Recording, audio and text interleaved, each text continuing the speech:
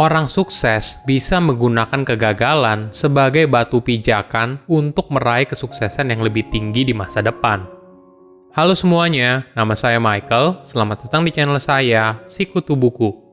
Kali ini, saya akan bahas buku Failing Forward karya John C. Maxwell. Sebelum kita mulai, buat kalian yang mau support channel ini agar terus berkarya, caranya gampang banget.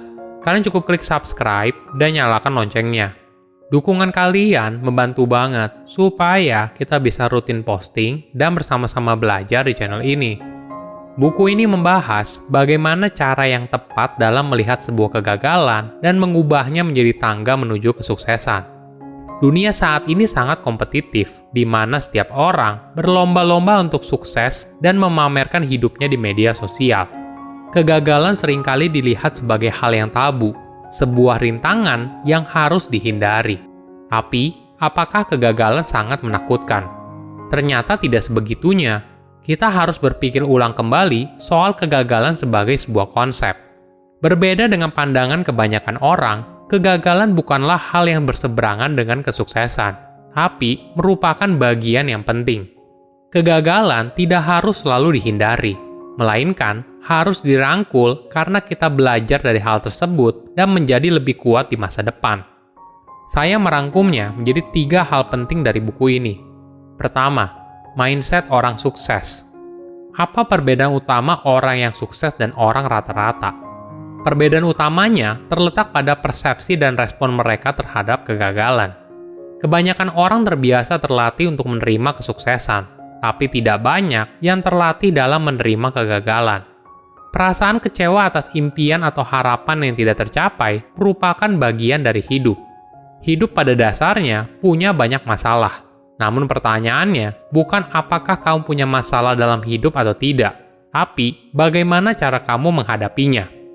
Banyak pengusaha sukses melihat kesuksesan mereka sebagai kemampuan untuk bertahan dari satu kegagalan ke kegagalan lainnya.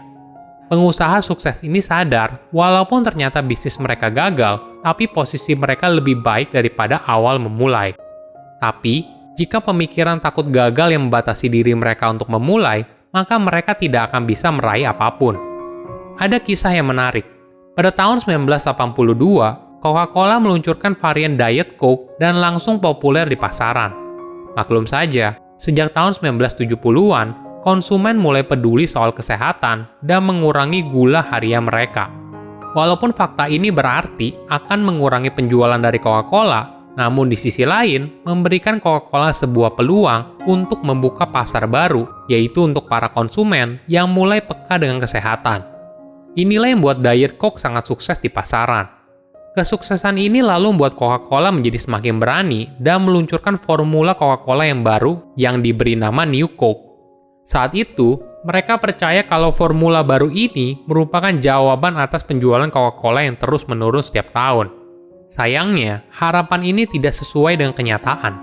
Konsumen tidak suka dengan New Coke dan Coca-Cola mengalami kerugian hingga 100 juta dolar. Kegagalan ini lalu membuat Coca-Cola sadar apa yang konsumen sukai. Dengan sigap, Coca-Cola lalu memperkenalkan varian Coca-Cola klasik. Ini merupakan titik balik dari kegagalan sebelumnya dan konsumen sangat menyukainya. Dari kisah ini, kita belajar kalau tidak selamanya kita akan selalu benar. Yang jauh lebih penting bukanlah soal kegagalan itu sendiri, tapi bagaimana sikap kita ketika menghadapi kegagalan. Apakah kita berhenti atau menggunakan kegagalan ini sebagai tangga untuk menuju kesuksesan yang lebih tinggi? Kedua, perspektif lain soal kegagalan. Ada pertanyaan yang menarik.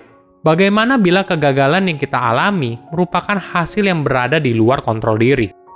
Jika hal itu terjadi, usahakan jangan menyalahkan dirimu sendiri, tapi kamu harus bertanggung jawab untuk mencari solusi terbaiknya.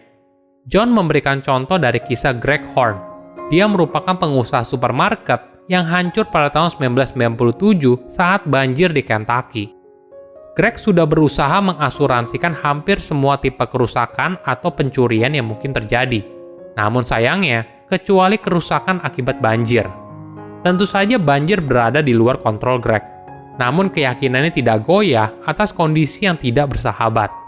Alih-alih menyerah, Greg mengambil tanggung jawab atas situasi yang menimpanya dan berusaha untuk memperbaiki tokonya secepat mungkin. Perbaikan ini memakan biaya hingga 1 juta dolar, tapi Greg bisa membuka tokonya kembali hanya dalam waktu 21 hari setelah peristiwa banjir. Ketika hidup tidak sesuai dengan harapan kita, apa yang akan kita lakukan? Apakah kita menghabiskan waktu untuk mengeluh dan menyalahkan diri sendiri, atau apakah kita bertanggung jawab dan mencari solusi terbaik? Pilihan ini akan menentukan masa depan kita. Kita sering mendengar kalau kegagalan hanya akan berdampak buruk dan harus dihindari sebisa mungkin. Namun, jika kita tidak pernah gagal, apakah kita akan bisa menemukan peluang baru? Perlu dipahami, kegagalan tidak bisa dihindari. Setiap orang pasti akan merasakan kegagalan. Pertanyaannya hanya kapan. Namun kegagalan itu bukanlah sebuah kejadian yang memalukan, tapi sebuah proses pembelajaran karena sukses sendiri bukan merupakan tujuan, tapi juga sebuah proses. Perspektif lain yang menarik yaitu seringkali orang melihat kegagalan dengan subjektif.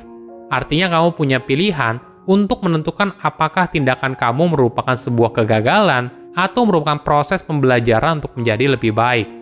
Kemampuan ini sangat dibutuhkan seseorang apabila ingin sukses. Bagaimana mereka bisa menggunakan kegagalan sebagai batu pijakan untuk meraih kesuksesan yang lebih tinggi di masa depan. Ketiga, menciptakan peluang dari kegagalan. Untuk bisa merubah pemikiran soal kegagalan menjadi sebuah peluang, maka kita perlu memperhatikan 3 hal, yaitu goal setting, kemampuan untuk berinteraksi dengan orang lain, dan mindset positif. Mungkin tidak banyak orang yang tahu apa yang mereka inginkan dalam hidup. Namun ternyata, mereka tetap bersedia untuk bekerja keras mencapainya. Salah satu rahasia sukses yaitu bagaimana kau bisa mengarahkan energi untuk berubah menjadi tujuan yang jelas. Jadi, daripada kamu sibuk mengeluh pekerjaan yang terlalu banyak, buat tujuan yang bisa membuat kamu memiliki kehidupan yang lebih seimbang. Misalnya, kamu menyisihkan uang untuk diinvestasikan atau dibuat bisnis, sehingga kamu bisa mencapai kebebasan keuangan. Dengan tujuan yang jelas, maka hidup kamu akan lebih terarah. Selain itu, kamu jadi punya fokus dalam hidup. Poin kedua yang penting yaitu kemampuan untuk berinteraksi dengan orang lain. Saat ini, mayoritas pekerjaan membutuhkan kolaborasi dengan orang lain.